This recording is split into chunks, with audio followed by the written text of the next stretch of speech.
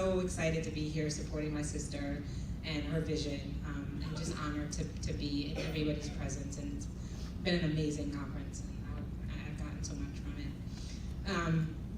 So actually, Dr. Bell stole a couple of my items. I was like, I was thinking about kind of some of the things that have been instrumental in my journey, and these are the words that I kind of came.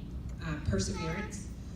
Just it's important to persevere and see obstacles as opportunities and not as something that's going to debilitate you or stop you from continuing forward on your journey.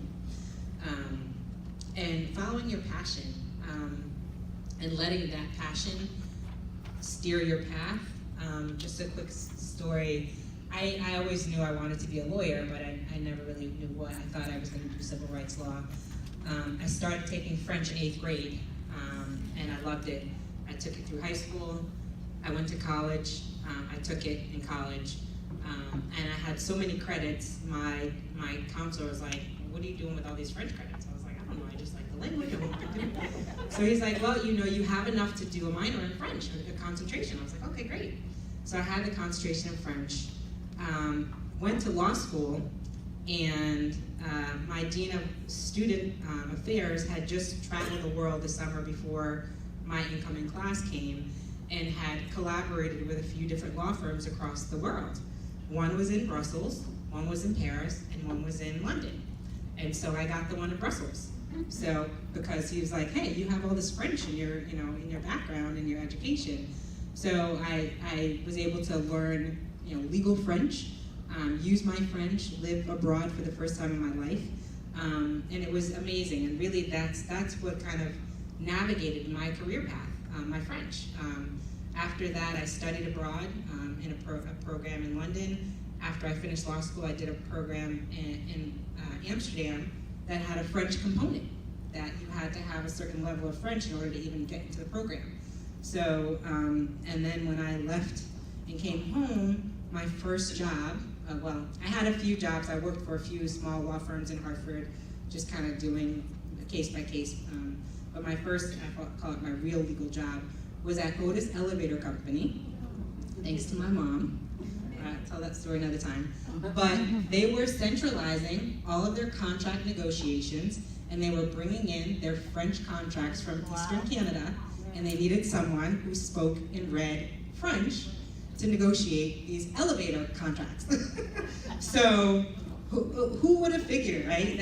So just because of my love for the language, it really navigated, my career early on. And so since then, I thankfully have been able to do a lot of international law. So passion, follow your passion. It'll lead you if you let it. Self-awareness. I think it's really important to know who you are and to know when something doesn't fit right with you, or when you feel like you need to do something differently. I think that's really important. And as Dr. Bell said, knowing your worth, and I hopefully will have a different title soon. Well, actually not hopefully, I will have a different title soon at a new company, and I've been negotiating my salary. And I'm still waiting for them to come with the offer letter, but I've gotten some feedback from recruiters on what the usual increase in pay is when you leave one company to go to another. So when they asked me, what are your salary expectations, I took that percentage and I blew it up. So I had room, right, to negotiate, So the good thing is they told me, the numbers you came up with are actually in line with our benchmarking with this role, but it's a little higher than we're comfortable going as a company for your first year, so, is there room? I said to myself, of course there is, because I included it. But not only your compensation, just your value as a person, as a learned professional, as a person with experience. One of the frustrating things I've found in my current corporation, and I've been vocal about this, but they hire lawyers, right, who have experience, years of experience in pharmaceutical law and FDA and healthcare law, and then we get in the company, they treat us like kindergartners. Like they don't tell, there's no transparency. They speak to you like, you just stepped out of law school, and I'm like, you required me to have all this level of experience, and with that comes maturity, and then you're treating me like, so it's been frustrating, but, so I mean, know your value in that as well, and know, you know, what you are willing to accept and what you're not willing to accept on your journey. Have integrity. I think it's really important to have integrity, and people around you will see it. My admin has been my admin for 12 years now, and when I get really, really upset, and this happened when I had the baby last year and I wasn't doing my foundational things, and I was getting real riled up, she's like, go home, because this is not you, and you know, you're gonna do something that's not you that you're gonna regret. So I know this is not the Teresia, and this is not who they know, so go home, take the rest of the day off, like she was my boss, but she knew me because I tried to show up to that place every day with a certain level of integrity, maturity, and it was a blessing that was evident to others. Have confidence in your abilities, right? Like, again, Dr. Bell said, like, know what you know, right? I've been a contracts lawyer from the start, right, at Otis, and that's really also what's carried me through my career, because I know a contract. I mean, I could negotiate a contract with the best of them.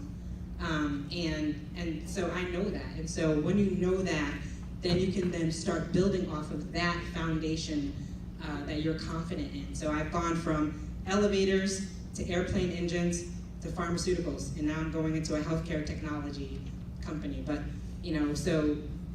know what you know, and don't let anybody take that from you. Don't let anybody make you think you're not as good as you know you are. With that.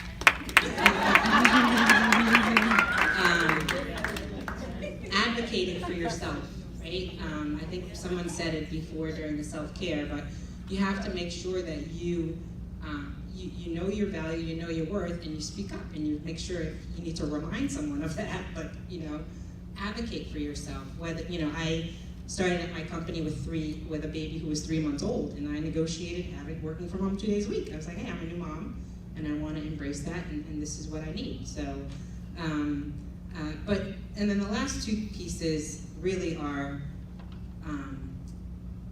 kind of moving into the mentor piece, but being supportive of others, right? And then having your own support system.